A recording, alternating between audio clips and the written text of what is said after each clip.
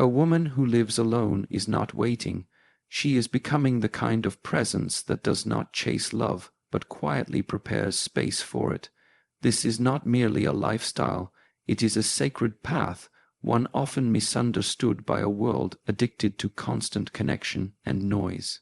Living without a boyfriend is not a misfortune. It can be a form of spiritual preparation, a kind of conscious retreat. And here is the deeper truth, one many fear to acknowledge. Solitude is not the absence of love, it is the presence of depth. You see, we have been conditioned to believe that companionship validates our worth, that having someone, anyone, is better than being alone. But this belief is a trap, because what is the value of a connection if it costs you your peace? Let us begin. There is a quiet power that lives inside the woman who walks alone, not because she is abandoned and not because she is unloved, but because she has chosen to make her own presence enough. In a world constantly whispering to her that validation must come from someone else, she takes a different path. She turns inward toward the echo of her own heartbeat, toward the wisdom that lives beneath the noise. And in that solitude, something ancient awakens, something steady, something unshakable. To live alone without a boyfriend is not a failure. It is a deliberate stance, one that says, before I let anyone hold me, I must first learn how to hold myself. It is a sacred return to original wholeness, knowing that before love became something to chase, it was something you carried, and now, in the silence of her own space, she begins to remember, wholeness is not about having everything, it is about needing less to feel complete. A woman living without a partner must not confuse solitude with lack. The world may point fingers and whisper, what is she missing? But the real question is, what has she discovered that others haven't? Because the woman who lives alone is often the one who knows how to sit with her emotions rather than project them. She walks herself through sadness instead of expecting someone to carry it for her. And in doing so, she gains a strength that cannot be borrowed, it must be built. There is a concept in psychology called self-differentiation. It describes the ability to maintain your sense of self even while being emotionally connected to others. A woman who lives alone naturally sharpens this capacity. Without the daily emotional entanglements of a romantic partner, she becomes intimately familiar with her own triggers, her own rhythms, her own wounds. This awareness is a form of quiet power. It becomes the very foundation of future relationships, should she choose to enter them, not out of desperation but from discernment. Imagine a woman in her late 50s who has been divorced for over a decade. In the early years, she wrestled with the ache of absence, the empty dinner table, the holidays with fewer seats, the silence of an untouched pillow beside her. But over time, something began to shift. The silence became music, the empty seat became space, and the untouched pillow became a reminder she doesn't have to compromise peace for company. This woman, once filled with ache, now walks into her home with reverence. It smells like her favorite tea. The walls are painted in colors that calm her nervous system. The books on the shelf aren't shared, they're chosen. Every corner of her space is a reflection of a woman who no longer waits to be fulfilled. She fulfills herself. Solitude, then, is not emptiness, it is alignment with one's own being. In Eastern philosophy, it is said that the moon does not need the sun to know it glows. The same is true for a woman who lives alone. She learns to glow from within, not because someone else is shining their light on her, but because she has found her own source. She becomes sensitive to her energy, her moods, her intuition. Her inner world becomes so vibrant that being alone feels less like isolation and more like a form of divine intimacy. And yet, there are moments when the world pushes against this inner sanctuary. There are voices, subtle and loud, that suggest something is wrong. Family members might question her choices. When will you settle down again? Friends may offer sympathetic smiles, mistaking her peace for loneliness, but she does not explain, she simply lives. Because to explain solitude to someone who fears it is like describing the ocean to someone who never learned how to swim. It cannot be understood until it is lived. In neuroscience, research shows that during extended periods of solitude, the brain becomes more efficient at self-reflection and less reactive to external judgment. The amygdala, responsible for emotional reactivity, becomes less dominant, while the prefrontal cortex, which governs rational thinking and self-control, becomes more active.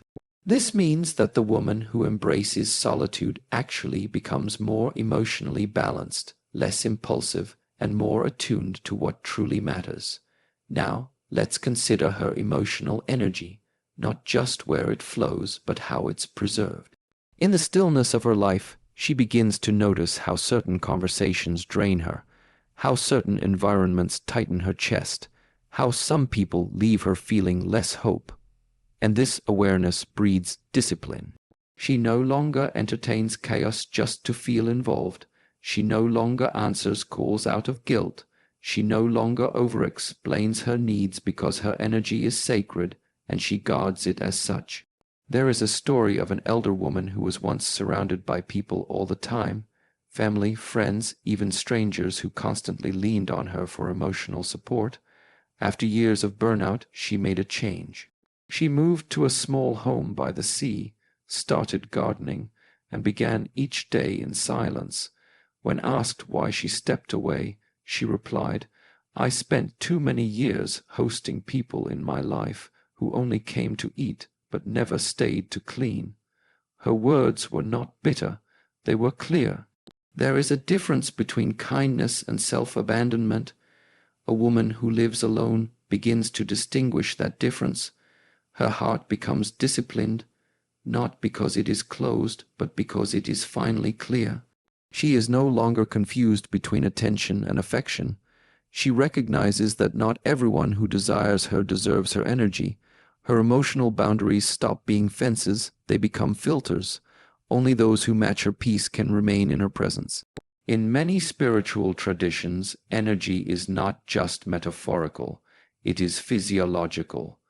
The nervous system responds to the people and spaces we expose ourselves to. A woman living alone becomes highly attuned to this. She notices how her body contracts when someone dishonest enters her life. She observes how her sleep is lighter after too much emotional stimulation. She learns that love is not just chemistry, it's safety. It's how her body feels when someone is near, and if that presence disrupts her nervous system, she knows it is not love, it is confusion. In relationships, emotional availability is often mistaken for emotional maturity. But the woman who lives alone, if she is honest with herself, learns to tell the difference. She becomes fluent in her own emotional language. When sadness arises, she does not seek immediate distraction. She breathes, she listens. When joy visits, she does not shrink it out of guilt. She dances, she sings. This inner companionship trains her to enter relationships not with a need to be filled, but with a readiness to share what she has already cultivated. In one quiet moment, sitting with a cup of tea, she might reflect on the years she chased love, the texts she waited for, the attention she craved, the peace she traded. And now, in the stillness of her solitude, she realizes what she needed all along was not someone to love her, but someone to stop pulling her away from loving herself. The world teaches women to earn their worth by being chosen. But the woman who lives alone begins to understand she already is the choice. She is not an option someone must validate. She is a garden she chooses to tend, a flame she keeps lit, a sanctuary she returns to. Her worth was never in question. It was simply buried beneath roles, expectations, and noise, and now, with each quiet day, she uncovers it, There is no need for her to rush, no pressure to prove. The beauty of solitude is that it moves at the speed of truth. And truth, as we know, is not always fast, but it is always enough. In the space between one breath and the next, she learns that emotional energy is not infinite. It must be spent wisely. Not everyone deserves her laughter. Not everyone earns her silence. Some people, though charming, are emotionally irresponsible. They enter a woman's life, stir the waters, then leave her to clean up the waves. But the woman who lives alone has learned to sense these ripples before they begin. She trusts the early signals. A missed call doesn't stir anxiety. A vague promise doesn't plant hope. She sees through the masks without needing to confront them. She understands that not all affection is love, and not all attention is care. Emotional discipline means she no longer clings to half-hearted gestures. She seeks depth, not drama. She prefers truth over promises, and in doing so, she stops bleeding for people who only scratch the surface of her soul. It's not that she refuses love, it's that she has finally defined it. Love is not someone entering her life and making her forget her own. It is someone who respects the life she has built and asks, "Can I walk beside you? Not in front of you, not behind you, but beside you." The woman who lives alone often has clearer relationships with others because she first formed one with herself. Her decisions are not reactions, they are responses. Her boundaries are not anger, they are clarity. And her heart is not closed, it is refined. This kind of woman doesn't need a crowd to feel seen. She does not fear the evening meal for one. She takes herself to the places she once waited to be invited to. And as she walks through the world alone, she carries a presence so full that others wonder, what does she know that we don't? And the answer is simple. She knows that peace is not found in another person's arms. It is cultivated in the moments no one sees, in the rituals of care, the quiet mornings, the unspoken prayers, the gaze into her own eyes when she passes the mirror. She has become both the question and the answer. And this is not just emotional philosophy, it is psychological strength. Studies have shown that women who spend intentional time alone tend to have higher self-concept clarity, meaning they understand who they are and what they value. This clarity becomes their compass in relationships. They are less likely to tolerate disrespect, less prone to settle, and more likely to build connections that are rooted in mutual respect rather than silent compromise. In the end, the woman who lives alone and protects her emotional energy is not avoiding life, she is living it on her own terms. She has not shut the door to love, she has simply learned to leave it open only to those who knock with reverence. And so each day becomes not a countdown to someone's arrival, but a deepening of her own becoming. Each breath a reminder, she is not alone because she is unloved. She is alone because she now loves herself enough to wait for what truly aligns. There is a kind of wisdom that doesn't speak loudly. It waits for silence, it waits for stillness, it waits for the heart to stop rushing, the mind to stop spinning, and the emotions to settle like dust after a storm. This kind of wisdom is not taught in classrooms or broadcast in the chaos of everyday life. It reveals itself in the quiet, and for the woman who lives alone, this silence is not a punishment, it is a portal. She begins to notice that when everything else becomes quiet, her true self begins to speak. Silence is not empty, it is full of answers. But most people run from it because it confronts them with their own unprocessed emotions.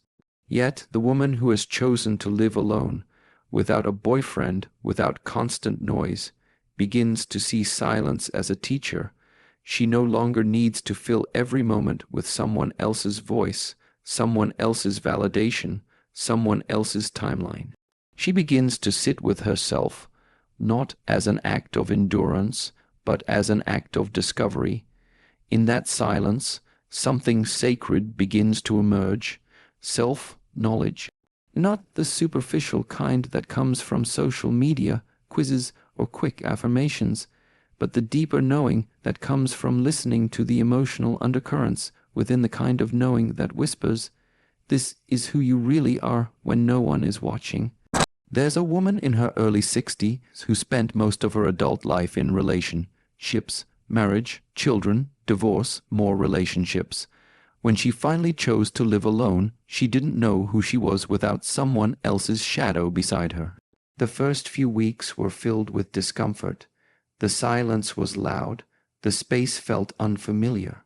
But then she started to notice things, how she always breathed more deeply when no one interrupted her thoughts, how she finally had time to finish a book without explaining herself, how her moods shifted with the phases of the moon, not someone else's temper.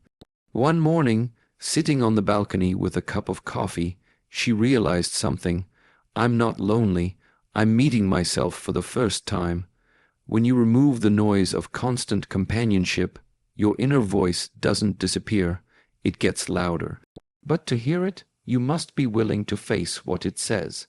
This is why silence requires courage, because it is in the quiet that old wounds surface, memories you tried to forget knock on your consciousness, and questions you avoided come to visit. And this is where transformation begins. The woman who can sit with her silence is a woman who is not afraid to meet her own soul. Psychologically, this space of quiet reflection activates what neuroscientists call the default mode network. It's a part of the brain that lights up when we are not focused on the outside world, but on internal thought. This network is associated with introspection, memory retrieval, and long-term vision. In solitude, especially in silence, this part of the brain becomes active. The woman begins to make connections between her past choices and her present feelings. She begins to understand patterns not as failures but as messages. Silence becomes a mirror, and she starts to see herself with clarity instead of judgment. There's an old story from Eastern tradition of a woman who visited a Zen master. She asked him why she felt so lost even though she had achieved many things. He gave her a cup of tea and said nothing. She waited, the silence stretched on. Finally, frustrated, she asked again. He looked at her and replied, "Your mind is like this cup already full. Unless you empty it, no wisdom can enter." Silence for the woman who lives alone is that emptying, a way to pour out the noise, the projections, the inherited beliefs. Only then can truth find its place. In modern society, people are often trained to fear silence. A quiet house is called empty. A single life is called lonely. But the woman who embraces silence begins to redefine these narratives. She learns that emptiness is not always a void. It is often potentials, space waiting to be filled with intentionality, not distraction. When she no longer fears being alone with her thoughts, she becomes powerful, because then no one can manipulate her with noise, no one can rush her with urgency. She knows how to return to her still point, the eye of her own storm. It is also in silence that intuition strengthens. In the absence of external advice and social pressure, she begins to recognize the signals her body gives. She learns how her chest tightens when a boundary is violated, even slightly, how her stomach feels calm when she's aligned with her truth. She doesn't need constant debate or reassurance. She listens inwardly. She knows, and this knowing cannot be stolen because it was not given by someone else. It was uncovered. A woman once shared how her greatest healing came not from therapy or advice, but from sitting under a tree every morning and saying nothing. She did this for 3 months. No phone, no books, no distractions, just herself, nature, and silence. At first she cried, then she listened, then she wrote, not for anyone but to herself. By the end of those months, she said she had met parts of herself she didn't even know were hiding. She didn't need to be fixed. She needed to be heard by her own heart. This kind of deep listening is a form of spiritual hygiene. Just like we clean our physical homes, the silence cleans the emotional home inside us. It clears the noise that clutters clarity. It dissolves false attachments. It reveals what has been buried. And in that revelation, there is peace, not the peace that comes from the absence of problems, but the peace that comes from finally facing them. In silence, a woman begins to remember her dreams, not the ones society gave her, but the ones that belonged to her soul before she learned to compromise. She might recall how she once loved painting but stopped because someone told her it wasn't practical, or how she loved to walk alone in the early morning but abandoned it for someone else's schedule. These memories resurface not to cause regret but to reignite purpose. Silence is not passive, it is deeply active. It brings back to life the forgotten pieces of her being, and so she reclaims herself, not loudly but steadily. She might rearrange her space to reflect her new awareness. She might change her routine to reflect her inner rhythm. She might speak less, but when she does speak, every word is deliberate. She has learned that not all truths must be shared, but the ones that are shared must be sacred. There is a dignity in silence that noise can never imitate. One of the most profound effects of embracing silence is that it teaches a woman how to regulate her emotional responses. She doesn't react as quickly. She doesn't feel the need to prove herself in every conversation. When someone offends her, she observes her own reaction before speaking. This gap between stimulus and response is where her power lives. It's where she chooses clarity over conflict, peace over performance. In that space, she becomes unshakable. Silence also refines her capacity for compassion, not the performative kind that seeks applause, but the authentic kind that sees others without needing to fix them. Because she has sat with her own imperfections, she no longer judges others harshly. Because she has listened to her own pain, she can listen to others without fear. This is where relational depth begins, not in shared words, but in shared presence. There is a growing body of research in contemplative neuroscience that shows silence and mindfulness practices actually change the structure of the brain. The gray matter in regions associated with empathy, self-awareness, and compassion becomes denser. This is not poetic, it is physiological. A woman who embraces silence literally becomes more aware, more stable, more connected. She doesn't need constant validation from a partner. She validates herself through her presence. She doesn't need a mirror to tell her she's enough. She becomes the mirror. Her solitude is no longer something she endures. It's something she cherishes. It is the soil where her deepest roots are growing. People around her might not understand this. They might wonder why she prefers quiet dinners to loud gatherings, why she enjoys walking alone in nature more than attending every social event. But she is not isolating, she is aligning. And those who see her closely will notice something rarer, a woman who doesn't crave attention yet commands it by simply being at peace with herself. She begins to communicate differently. She speaks less but with more depth. She listens more but not to respond, to understand. Her presence becomes a balm for those who are still trapped in noise. Others may not know what changed, but they feel it. Her energy doesn't rush, it rests. It doesn't demand, it invites. And it doesn't depend, it chooses. In that choice lies everything, because silence has taught her that love is not the opposite of solitude. The opposite of solitude is dependence, and the opposite of love is not being alone. It is fear, fear of not being chosen, fear of being forgotten, fear of facing oneself. But once those fears are met in the silence, they dissolve, and what remains is not loneliness. What remains is essence. The woman who lives alone and embraces silence is not behind in life. She is not lacking a partner. She is not missing out. She is tuning in to a frequency most people never find because they are afraid to disconnect from what distracts them. But she has chosen differently. She has chosen to listen inwardly until the noise fades, until the confusion quiets, until what's left is real. And what's real cannot be taken away because it was never borrowed, it was never dependent on someone else's presence.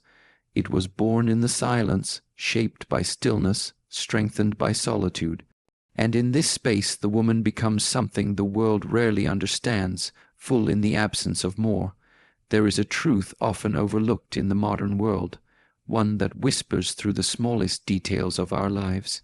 The way we care for our physical environment mirrors the way we relate to ourselves.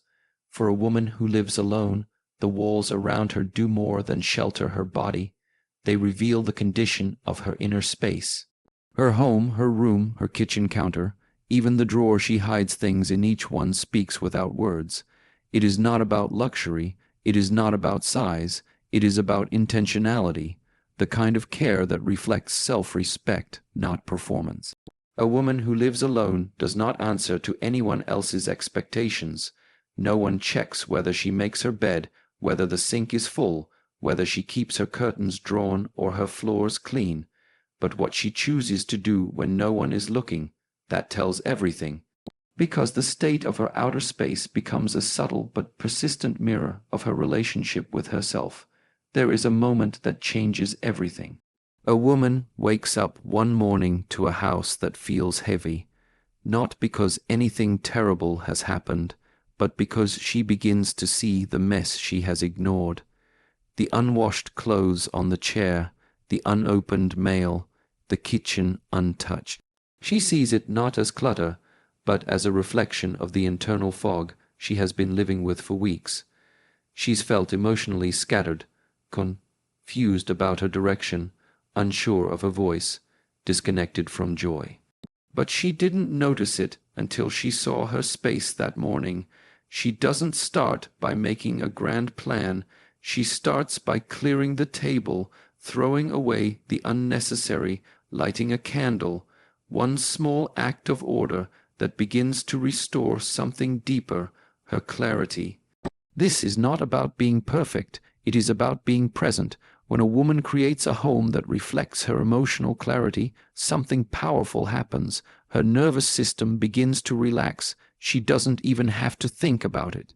Neuroscience shows us that physical environments with less clutter and more order reduce cortisol levels and improve mental focus. A clean space is not only visually comforting, it's biologically soothing. It tells the body, you are safe here. But more than that, it tells the soul, you matter here.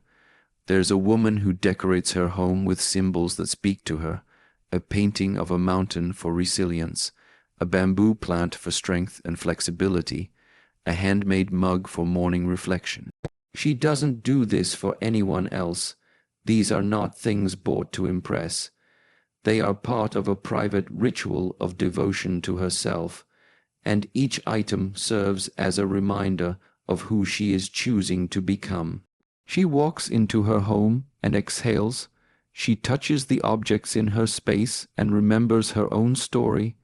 This is not a house, it is an extension of her spirit. For the woman living alone, this sacred connection to space becomes even more essential because her environment is not merely functional, it is relational. It supports her growth or it hinders it. It holds her habits, it shapes her energy. When she leaves her home and enters the world, she carries that energy with her. If her home is a place of chaos, she will carry the confusion into conversations. If her space feels neglected, she may begin to unconsciously accept neglect from others. But if her space is cared for with presence and love, she starts to attract and choose people who mirror that same care. It is said that how you do anything is how you do everything. This includes the way a woman folds her laundry, prepares her meals, arranges her bookshelf. These are not just tasks, they are expressions of self-honor. A woman who takes 5 minutes to prepare tea with care instead of rushing it, has already made a choice about how she wants to move through life, with intention, not urgency, and this affects relationships too. When a woman's environment supports her inner clarity, she becomes less likely to tolerate what disturbs her peace. She stops inviting emotional chaos because she's learned how deeply valuable calm is. She notices the tone of her own voice. She pays attention to how someone else's energy makes her feel. She doesn't need to raise her voice to be heard. She has cultivated a presence that speaks louder than noise. There is a young woman who once lived with roommates who were constantly in conflict. Arguments, dishes piling up, music at odd hours, emotional outbursts. When she finally moved into a small studio alone, she was afraid of the silence at first. But over time, she began to clean more intentionally. She cooked her meals with music she loved. She made her bed every morning. Eventually, that space felt like a sanctuary. Months later, when a new relationship started, she noticed immediately when the man she was dating brought chaos into her space, not physically but emotionally. He didn't respect her boundaries. He took her energy without returning it. And because she had experienced peace, she could recognize the contrast. She didn't need a reason to let him go. Her space had trained her to expect alignment. Eastern philosophy speaks of the concept of inner alignment reflecting outer order. In practices like Feng Shui, it's not just where things are placed that matters.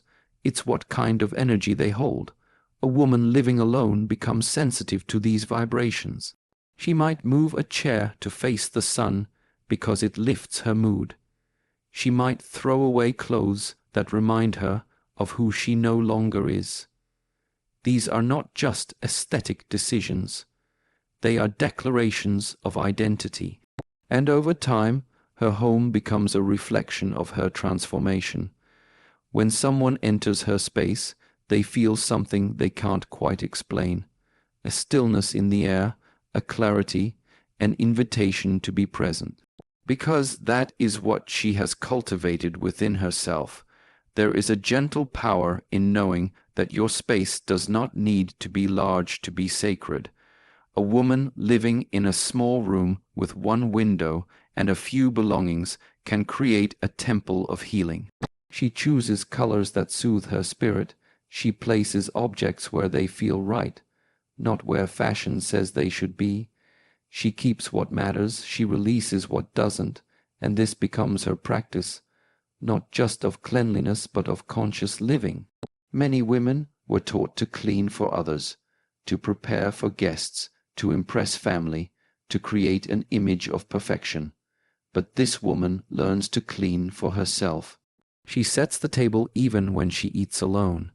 She lights incense not for a visitor, but because she enjoys the smell. She puts on music while she sweeps the floor. And in that moment, she is not alone. She is in communion with herself. This devotion to space becomes a reflection of her emotional boundaries. She no longer lets just anyone enter her life because she understands what she has built. She doesn't throw open her door to people who are careless with her time, her heart, or her peace. She knows what it took to create this alignment, and she protects it. There is a strength that grows from caring for one's environment when no one else is watching. It is the strength of self-respect, the strength of quiet dignity, the strength of a woman who knows that even the smallest acts of care carry spiritual weight. One morning, a woman wakes up and places fresh flowers by her window, not because anyone will see them, but because beauty uplifts her soul. She washes her floor not out of obligation, but because walking barefoot on a clean surface reminds her she is worthy of good things. She takes the time to open the windows, letting sunlight and fresh air sweep through the rooms. Each of these actions is a form of emotional alignment. Each one says, I am here, I am present, I am enough. The mind and body respond to this. Studies in environmental psychology show that even small improvements in a living space, such as adding plants, reducing clutter, or introducing soothing scents, can decrease anxiety and increase a sense of control. For the woman living alone, these changes are not superficial, they are foundational. They create an atmosphere where self-trust can grow, where healing can happen, and this is why her environment becomes a nonverbal standard. It shows how she treats herself. It shows what kind of relationships she is willing to entertain. A man who steps into her life and sees the way she lives cannot pretend not to notice the standard. If he cannot respect that energy, she knows he is not for her. Because she is no longer looking for someone to rescue her from solitude. She is looking for someone who honors what she has built within it. There is a rhythm that emerges from this kind of living, a way of moving through the day that does not rush but flows, a morning that begins with soft music and warm tea, an afternoon that includes a moment of pause, not just work, an evening that ends with light reflection, perhaps a journal by the bed or a quiet breath before sleep. These are not habits to perform, they are habits to become. They are reflections of a woman who has chosen to build a relationship with her life, and that relationship becomes the most important one, before any partner, before any title, before any role. There is this, her and her space, her and her peace, her and her presence. It is from here that all other relationships will flow, because a woman who has made her space sacred will not allow herself to be treated like a convenience. She will not settle for energy that feels intrusive, demanding, or disrespectful. She has learned too well how to honor herself, and once that lesson is embodied, it cannot be unlearned. She no longer needs validation for living alone. Her space validates her, her habits validate her, her peace validates her. She doesn't explain why she keeps her space a certain way, why she lights that specific candle, why she rearranges her furniture to face the morning sun. These are acts of intuition, of care, of presence, and she is not here to justify them, she is here to live them, and so her environment remains not just clean but conscious, not just neat but nourishing. It becomes the foundation for emotional clarity, for relational wisdom, and for spiritual strength.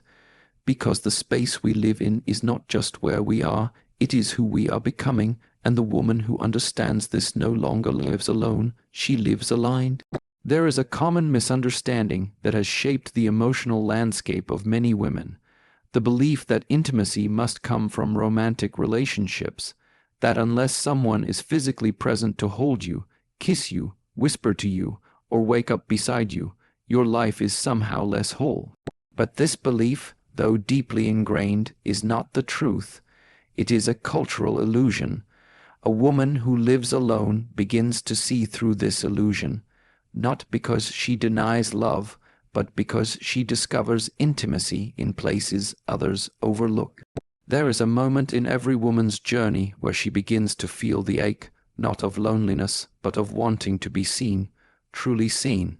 And it's often during this moment, when she's sitting alone in her living room or standing at the stove cooking for one, that a realization breaks through, that the kind of connection she's been craving may not come through another person's hands. It may come through her own breath, her presence, her attention. Intimacy, at its core, is the ability to be deeply connected, to feel close, to feel known, and this closeness does not only happen in the arms of a lover. It can be found in the pages of a book that speaks directly to your spirit. It can be found in a conversation with the sky as you walk at sunrise. It can be found in the soft rhythm of a paintbrush across a canvas. These are not substitutions for love. They are manifestations of it, because love, in its highest form, is not confined to romance. It is not dependent on someone else's presence. It is a state of openness, a readiness to experience beauty, meaning, and connection in every corner of life. There is a woman who spent years believing she needed someone else to make her feel alive. Every time she was single, she felt she was waiting waiting for the next relationship, the next chapter, the next sense of belonging. But something shifted when she began to explore her inner world more deeply. She started taking herself to museums, letting herself cry at paintings. She sat by rivers, watching the water speak its own language. She learned to dance alone in her living room without shame, and one evening, sitting on her porch as the sun dipped beneath the trees, she whispered to herself, "I never needed more love. I needed to notice the love that was already here." That was the moment her definition of intimacy changed forever. Neuroscience supports this transformation. Research has shown that the human brain registers emotional connection not just through physical touch, but through meaningful attention. When a woman engages deeply in an experience that aligns with her values and emotions, the same reward centers light up as when she is physically embraced. What this means is that a woman can train herself to feel emotionally fulfilled through conscious living by deeply immersing herself in what brings her joy, creativity, stillness, or awe. This form of intimacy becomes even more vital for the woman who lives alone. She begins to see that waiting for someone else to provide her with emotional connection is a delay in her own awakening. Instead of waiting, she initiates. She cultivates intimacy through her relationship with life itself, through nature, through presence, through the little rituals that remind her she is alive and worthy of love, not because someone says so, but because she experiences it directly. One of the most beautiful expressions of this inner intimacy is devotion to something beyond the self, whether it's spiritual practice, creative expression, or simply sitting in stillness with the breath. A woman begins to feel a larger belonging. She realizes that the longing she once thought was for a man's arms was often a longing for her own attention, her own soul, her own inner sanctuary. A woman once said that the most tender moment of her life happened in complete solitude. She was sitting at the edge of the ocean, her feet buried in the sand, her eyes closed. The waves were calm that day, just enough to hush the noise of her mind. In that stillness, she felt something embrace her, not a person, but presence. She could not explain it, only that for the first time in years she felt held, not physically but spiritually. That moment became her medicine, a memory she could return to again and again in times of fear or doubt. This is what happens when a woman opens herself to intimacy beyond romance. Her emotional vocabulary expands, her sensitivity deepens. She begins to notice textures in life she never saw before. The way light moves across a wooden floor in the late afternoon, the comfort of familiar music filling a quiet room, the satisfaction of preparing a meal and sitting with it slowly, honoring every bite as an offering to herself. She no longer sees these moments as filler. They are not the background to a real life that begins when a relationship starts. These moments are the life, they are the chapters, they are the poetry. And when someone eventually enters her world, they are not stepping into a blank space waiting to be filled.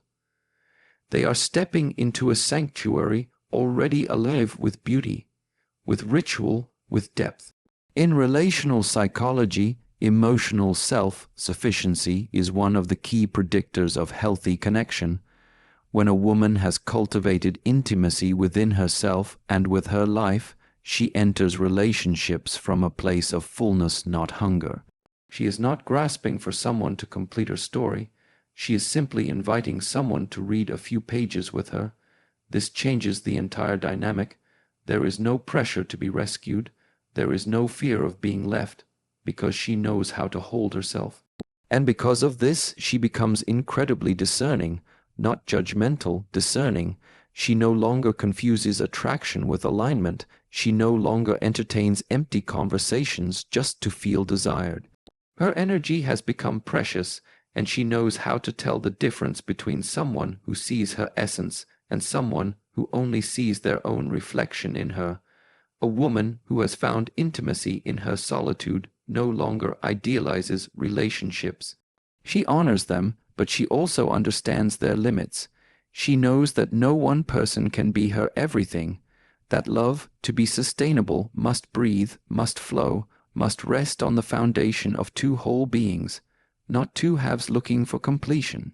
She might wake up one morning, sunlight filtering through linen curtains, and feel a kind of joy that surprises her, not because anything special has happened, but because she feels at home in her own life. Her bed is warm, her tea is fragrant, her skin feels soft beneath her fingertips. There is no one to impress, and yet she feels radiant.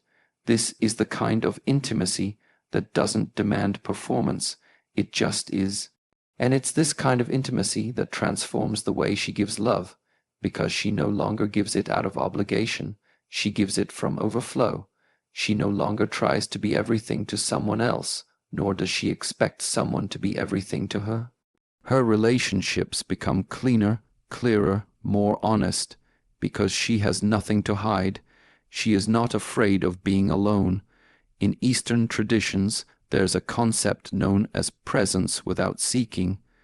It means to dwell fully in the moment without grasping, without reaching. A woman who lives alone and embraces this idea begins to walk differently in the world. She is not scanning the room, looking for attention.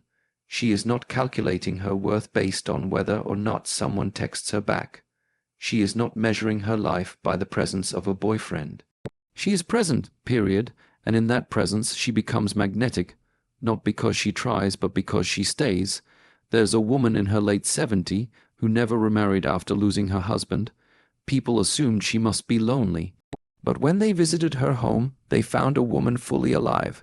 Her days were filled with music, journaling, gardening, volunteering. She still lit candles before dinner, even when eating alone. She still celebrated the moon's phases. When asked why she never sought another partner, she smiled and said, "I didn't need another story. I just needed to live this one."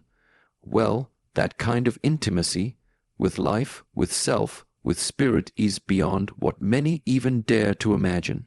This doesn't mean a woman who lives alone doesn't want companionship. It simply means she doesn't reduce intimacy to one form. She allows love to meet her in many ways, through friendships that nourish, through art that inspires, through service that connects, through solitude that grounds. She becomes available to the fullness of life, not just the romantic slice of it. And in doing so, she also learns how to hold grief, because the absence of romance doesn't mean the absence of loss. There are days when the bed feels too big, when the silence feels sharp, when memories creep in and leave tears behind.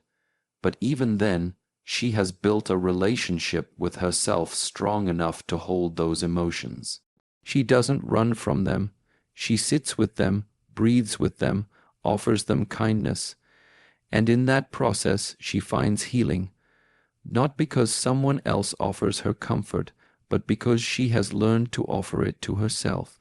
Her emotional resilience becomes visible in how she navigates life's uncertainties, in how she returns to her breath when anxious thoughts arise, in how she forgives herself for not always having the answers, in how she holds both joy and sorrow with the same open hands. This is not detachment, it is mature intimacy, the kind that doesn't cling but embraces. One evening, walking through the park alone, she might notice the breeze touching her face and feel deeply moved. Not because anything dramatic is happening, but because she's fully present. She's not thinking about the past or worrying about the future. She's just there, with the trees, with the sky, with herself. That moment is intimate, that moment is real, and no one can take it from her because it wasn't given by anyone else. The world may still try to tell her that intimacy must come in the form of a relationship, that a boyfriend, a partner, a lover is the final proof of worth, but she knows better now. She knows that love is not something she has to chase. It's something she lives, something she embodies, something she recognizes in the eyes of a child, the words of a poem, the colors of the sky. And so she continues, unfolding, becoming, receiving, not waiting but walking, not empty but full. Her life becomes an offering, not a plea. Her solitude becomes sacred, not a sentence. Her love becomes spacious, not desperate. And in that sacred spaciousness, she finds what many search their whole lives for: true, unshakable intimacy with herself, with life, with the still, quiet truth that she is never truly alone. There comes a time in a woman's journey where she no longer asks, "Am I enough for someone else?" Instead, she begins to ask, "Am I living in alignment with who I was born to be?" This shift may seem subtle, but it changes everything, especially for the woman who lives alone, not by accident, but by awareness. Her solitude is not a silence waiting to be broken. It is a sacred space where she learns to lead herself, where she begins to realize that leadership doesn't mean commanding others. It means guiding your own energy with wisdom, with consistency, and with strength. Self-leadership is the art of becoming your own compass.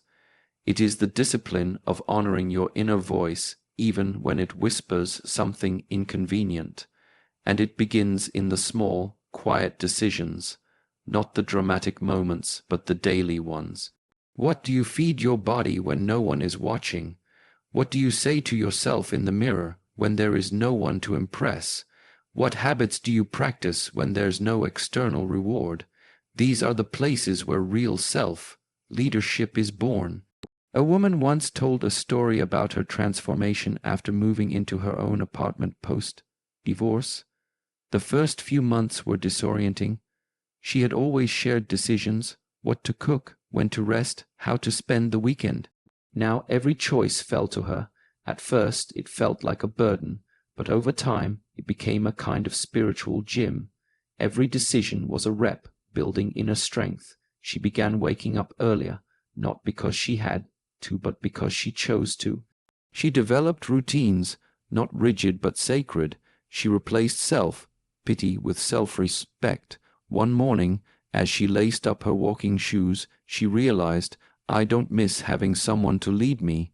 I've become the kind of woman I trust to lead myself." That trust is not built overnight. It is built through repetition, reflection, and resilience.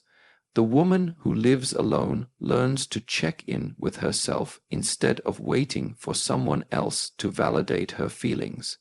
She becomes her own emotional anchor. And that doesn't mean she never wavers. It means that when storms come, she has a center to return to.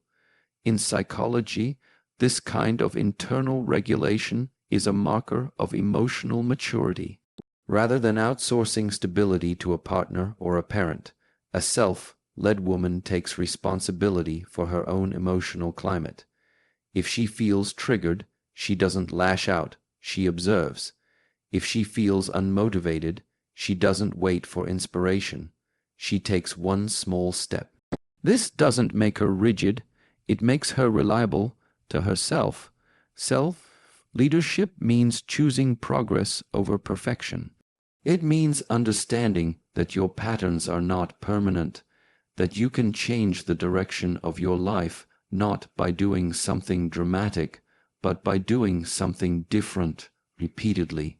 A woman who once struggled with anxiety shared how she began waking up every morning and simply placing her hand on her heart before getting out of bed.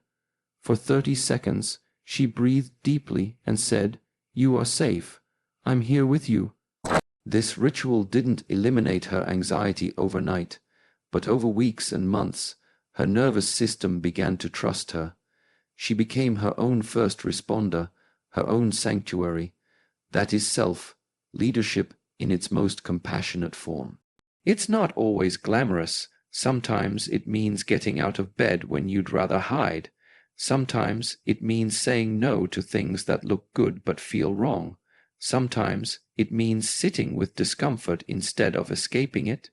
And in those moments, you don't feel like a leader, you feel like a beginner, but that is where strength is forged. In the unseen, uncelebrated choices that shape your character, there is also a power in learning to direct your own focus. In a world that is constantly pulling for your attention, a self-led woman becomes deliberate. She knows that where her focus goes, her energy flows, and so she protects it. She does not waste time arguing with people who don't want to understand her. She does not chase validation from sources that drain her. She places her attention on what she can control, her thoughts, her habits, her integrity. Eastern philosophy teaches that discipline is not suppression, it is liberation. When a woman lives with self-discipline, she is not restricting herself. She is freeing herself from the chaos of impulse, from the slavery of reaction. She becomes a woman of rhythm, not reactivity, and through this rhythm, she begins to build a life that reflects her values, not her moods. This affects her relationships in profound ways. She no longer needs someone else to lead the connection. She no longer falls into passivity, waiting for a man to show up, to define the relationship, to make her feel secure. She knows how to create clarity through communication. She knows how to hold boundaries with grace. She knows when to lean in and when to walk away, not from pride, but from alignment. Because self-leadership teaches her one essential truth: you can love someone deeply and still know they are not right for your path. You can care for someone and still recognize that you are outgrowing the version of yourself you became in their presence.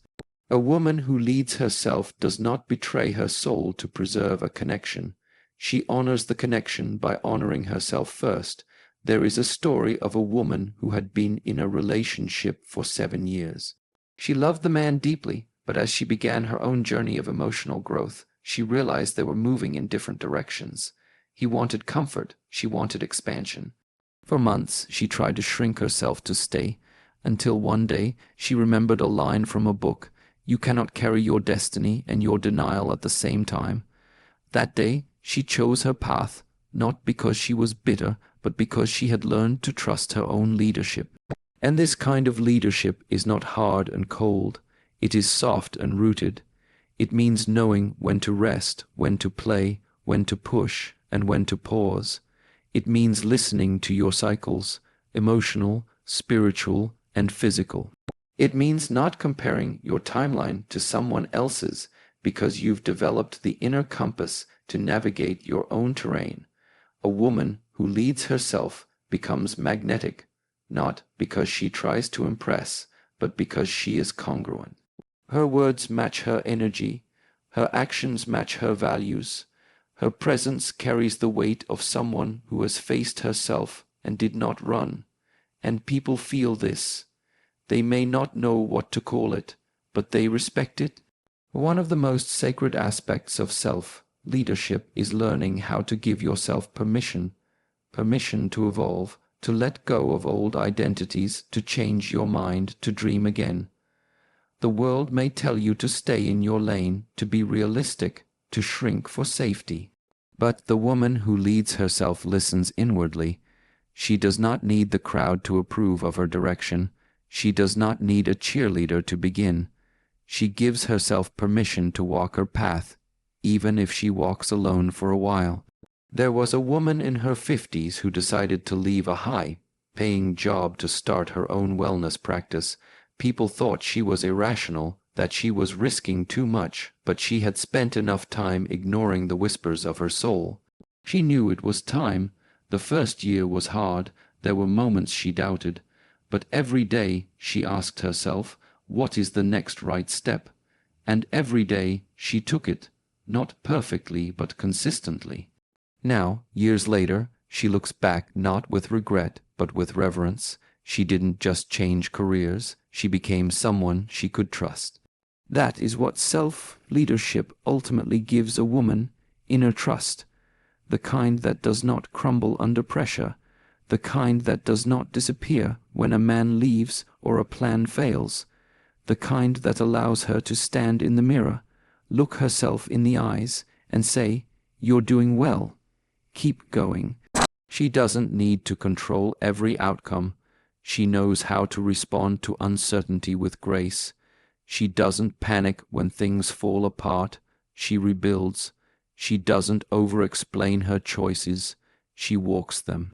She doesn't try to be everything for everyone. She becomes exactly what she needs to be for the life she is creating. In this kind of leadership, there is room for joy, for softness, for spontaneity. It is not rigid, it is responsive. It flows like water, strong enough to wear down stone, gentle enough to nourish life.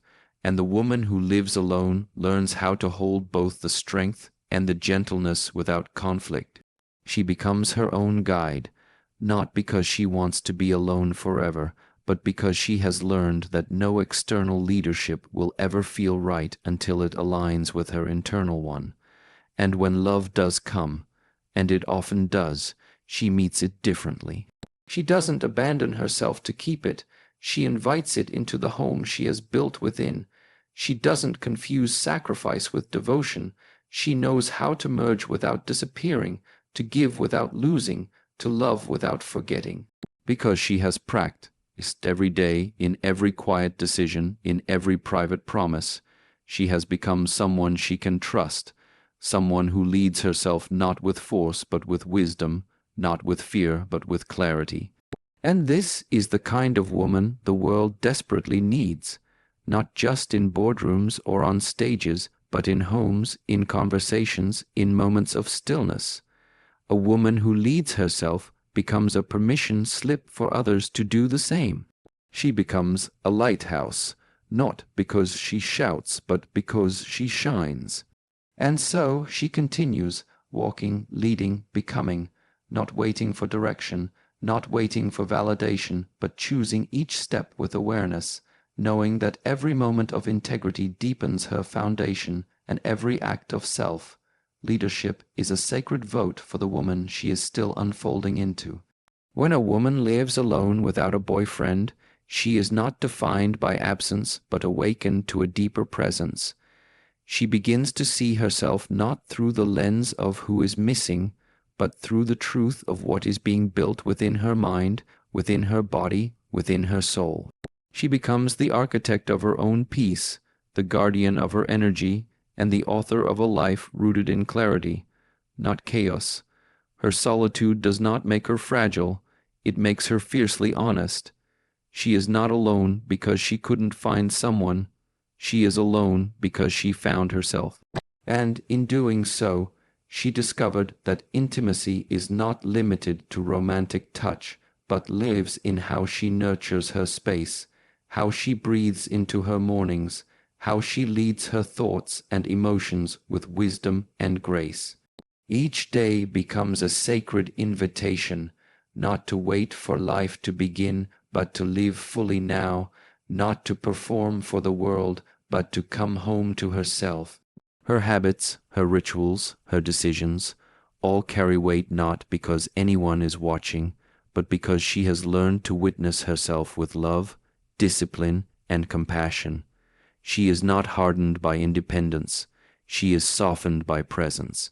She doesn't deny her desire for connection, but she no longer chases it from emptiness. She chooses people who honor the fullness she already lives in, and she walks away from anything that asks her to shrink. In her silence, she hears her own wisdom. In her space, she sets the standard. In her choices, she writes the future. This woman, the one who lives alone and walks her path with presence, does not need validation from the world. She has already met the most important companion of all, herself, and with every sunrise, she chooses to rise again, calmly, clearly, powerfully.